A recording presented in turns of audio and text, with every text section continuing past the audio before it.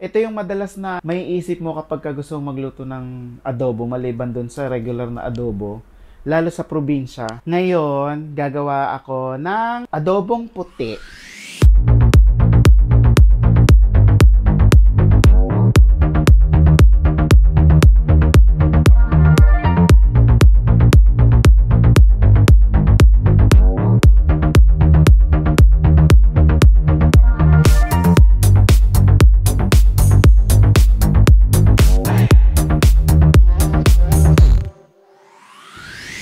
Start na tayo magluto ng ating adobong puti. Yung kawali ko, kailangan ko na mag-upgrade ng kawali. So meron ako dito ang pinapainit na mantika. Gumamit ako ng lumang mantika. Pinagpirituhan siya ng kung ano-ano. Yun yung masarap gamitin kapag ka gumagawa ng adobo, hindi yung bagong mantika. Dapat mainit yung kawali ko kasi itong kawali na to, ito ay wok. At kailangan mainit na mainit siya para hindi dumikit yung ating lulutuin. Ayan, so dapat nag-aapoy na yung mantika. Magigisa na ako ng bawang. Ayan, makapoy na yung natusok na naman sa aking bakay.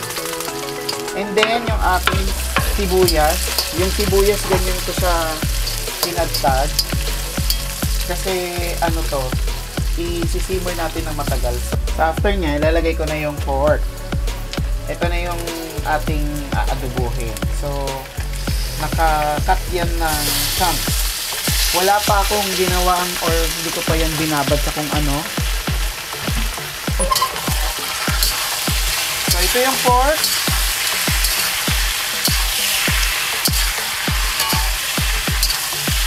Ngayon, ang gagawin ko dito, tutustayin ko muna siya para mag-brown. So, the more sunog na mas pritong-prito, mas masarap. Pero huwag naman masyadong sunog. So, hayaan lang natin yan hanggang mag-brown yung pork.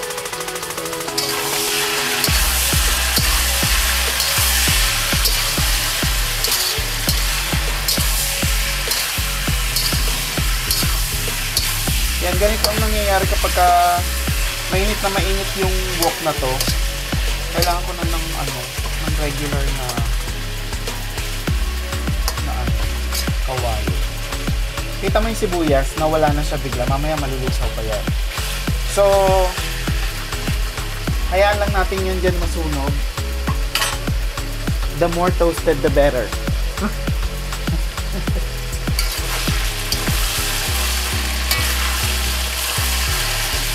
Ganyan. Konti pa. Tapos, lalagay na natin yung ibang ingredients maya-maya. Wala pa akong nilalagay dito na pangtimpla maliban sa ating, sabi nila aromatics. Yung sibuyas bawang lang. Yun lang. Mamaya pa natin lalagyan ng ng iba pang sangkap.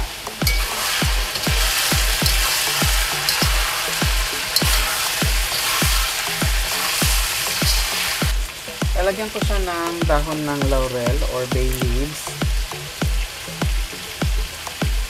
Durog na yung mga bay leaves ko. So, lalagyan ko na siya ng black pepper.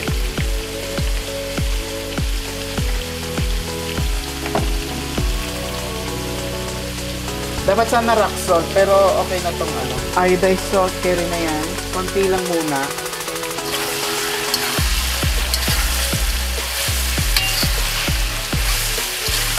Then, lalagyan ko siya ng water. Pakuluin nyo lang yan ng ganyan. Kasi pampalambot ng karne yung tubig. Pero, hinaan nyo lang yung apoy. Pag kumulo, hinaan nyo yung apoy para mag-simmer lang siya at mapalambot niya yung karne o yung pork. Lalagyan ko siya ng all-purpose seasoning. Pero optional. Kung ayaw nyo yan, diwag. Ayan. Kumukulo na siya. Balikan natin yan mamaya pag lumambot na kasi wala naman na tayong ibang ilalagay. So, yan na yung ating adobo. Ay, may ilalagay pa tayo mamaya. Later. So, hinaan natin yung apoy and hayaan natin yung mag-simmer dyan. Okay, malambot na yung pork. So, yung last na ilalagay ko is yung suka. Kasi syempre, adobo to, diba? Dapat meron siyang suka. Unahan ko muna yung apoy. Lalagyan natin siya ng suka. Tansyahin nyo na lang. Ayan. Pakulayin nyo lang muna bago nyo haluin. Nasim ng amoy. Kung gusto ninyo na patuyuin-tuyuin pa, sige lang. Paapoyan nyo pa ng paapoyan hanggang mag-reduce yung sabaw. And titikman ko na yung lasa. Kung okay na. Sarap. Gusto ko palagyan ng konti pang paminta.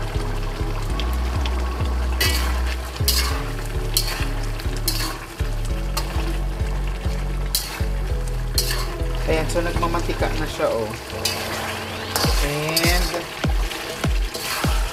gusto ko pa siyang pa-dry-dry ng very light. So, luto na yung ating adobong puti. Ito na po yun. Hindi ko siya nilagyan ng toyo kasi nga adobo puti. Kapag nilagyan mo ng toyo, hindi na yung puti. So, yan na po yung ating adobong puti. Maraming salamat sa panonood. Please like and share and subscribe. Maraming salamat po sa mga patuloy na nag-subscribe sa akin. Tuloy-tuloy lang po. Maraming salamat sa support. Nagmamantika na siya pa kayo yan. So, yan na yung ating adobong puti. Thank you for watching. See you on the next video. Bye!